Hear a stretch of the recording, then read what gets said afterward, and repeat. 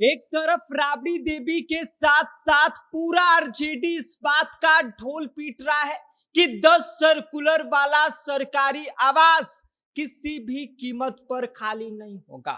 अब इसके लिए सम्राट चौधरी चाहे कोई फोर्स उतार दे या फिर जो मन में आए वो करे, लेकिन सरकारी आवास राबड़ी देवी खाली नहीं करेंगी। इतना ही नहीं, उल्टा सम्राट चौधरी पर ही आरोप लगाए जा रहे हैं कि ये प्रधानमंत्री मोदी से भी बड़े घर में रहते हैं।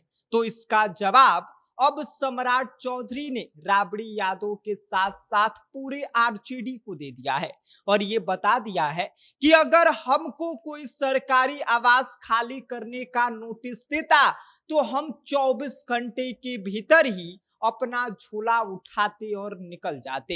इतना जिल्लत, इतना बेइज्जती तो हम नहीं सहते, क्योंकि सरकारी बंगला किसी के बाप की बपौती तो है नहीं। लेकिन पता नहीं राबड़ी देवी को सरकारी बंगला से इतना मोह क्यों हो गया है। तो इसके बारे में आगे हम आपको सब कुछ विस्तार से बताएंगे, लेकिन उससे पहले नमस्कार, मेरा नाम विष्णु है और आप देख रहे हैं जनता जंक्शन। बिहार में सरकारी आवास खाली करने को लेकर जो रायता फैलाया गया है वो समेटने का नाम कोई भी नहीं ले रहा है। एक तरफ राबड़ी देवी अलग ही बयान दे रही हैं कि हम सरकारी बंगला खाली नहीं करेंगे। भवन निर्माण विभाग के द्वारा जारी किया गया आदेश में साफ कहा गया है कि राबड़ी देवी को 39 हार्डिंग रोड वाला सरकारी बंगले में शिफ्ट होना पड़ेगा, क्योंकि 10 सर्कुलर रोड वाला आवास अब बिहार सरकार में डेयरी, मत्स्य और पशु संसाधन मंत्री नंद किशोर राम को आवंटित कर दिया गया है। ऐसे में राबड़ी देवी को ये आवास हर कीमत पर खाली ही करना पड़ेगा।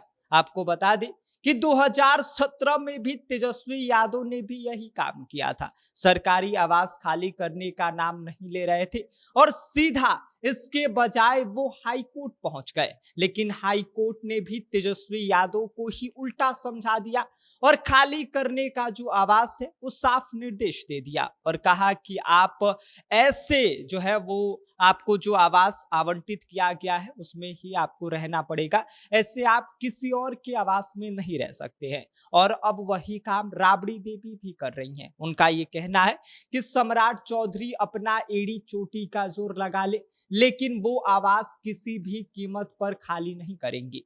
जिस पर अब सम्राट चौधरी ने सीधा राबड़ी देवी से ये कह दिया है कि सरकारी बंगला किसी के बाप की बपौती नहीं है। सरकारी बंगला में इतना मोह अच्छा नहीं होता है।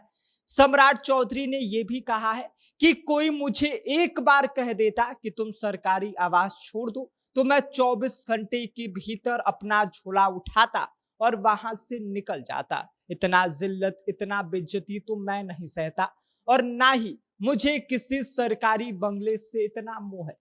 लेकिन कुछ लोग ऐसे हैं जिनके बेटे को भी अलग से सरकारी आवास चाहिए और मां को भी अलग घर चाहिए। इतना ही नहीं, सम्राट चौधरी ने इस दौरान नीतीश कुमार का भी जिक्र किया और कहा कि मैं नीतीश कुमार का धन्यवाद देता हूं कि जिन्होंने सरकारी बंगला खाली करने के लिए उन्हें ना तो नोटिस दिया गया और ना ही उनसे कहा गया, उन्होंने बिना नोटिस दिए ही अपना सरकारी आवास खाली कर दिया। लेकिन वहीं दूसरी तरफ राबड़ी देवी हैं जिन्हें नोटिस पर नोटिस, नोटिस पर नोटिस भेजा जा रहा है, लेकिन आवास खाली करने का नाम ये मैडम ले ही नहीं रही हैं और ना ही आरजेडी का कोई नेता इस पर कुछ कह रहा है। आपको बता दें कि पिछले 20 सालों से राबड़ी देवी 10 सर्कुलर रोड वाले सरकारी आवास में रह रही हैं, जिसे खाली करने का उन्हें बार बार नोटिस भेजा जा रहा है। कारण ये है कि ये आवास अब किसी और को आवंटित कर दिया गया है, जिसकी वजह से अब राबड़ी देवी को ये आवास खाली करना पड़ेगा। उन्हें 39 हार्डिंग रोड वाले आवास में शिफ्ट होना पड़ेगा। अब इसके बाद क्या कुछ होने वाला है, क्या राबड़ी देवी 10 सर्कुलर रोड वाला आवास खाली करेंगी या नहीं करेंगी? हालांकि सम्राट चौधरी ने उन पर तंज कसते हुए सीधा ये कह दिया है कि मुझसे अगर कोई कहता कि तुम अपना सरकारी आवास छोड़ दो, तो मैं 24 घंटे के भीतर ही अपना झोला कपड़ा वपड़ा उठाता और निकल लेता। लेकिन राबड़ी देवी को तो जिल्लत झेलने की जो है वो पहले से आदत रही है, जिसका जो परिणाम है वो अब दिखाई देना शुरू हो गया है। बाकी आप इस पूरी खबर को लेकर क्या सोचते हैं, इस पर आपकी क्या कुछ प्रतिक्रिया है, अपनी राय हमें कमेंट कर दीजिए। आप देख रहे हैं जनता जंक्शन, मेरा नाम विश्व।